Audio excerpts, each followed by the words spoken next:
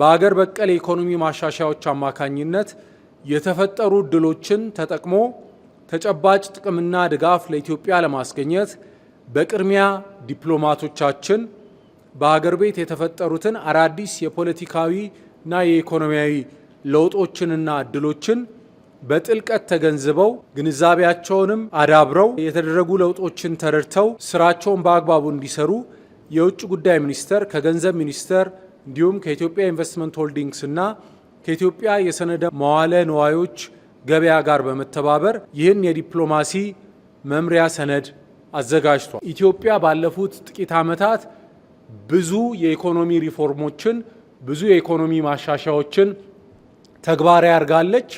ነገር ግን እነዚህን የሪፎርም ስራዎች መስራታችንን ለሪፎርሙ ተደራሽ የሆነው የኢትዮጵያ ዜጋ በሪፎርሙ ተጠቃሚ የሆነው ኢትዮጵያዊ ብቻ ሳይሆን ሪፎርሙ በሚፈጥረው እድል ወደ ኢትዮጵያ መጥቶ ኢንቨስት ማድረግ ያለበት የውጭ ባለሀብትም እንዲያውቀው ማድረግ አለብን። ሰፊ ጥልቅ ሪፎርም ማድረጋችንን ብዙዎች መስማት የነበረባቸው ያልሰሙ አሉ እና ይህንን እንዲሰሙ፣ እንዲገነዘቡ፣ እንዲረዱ ማድረግ የኛ ኃላፊነት ነው።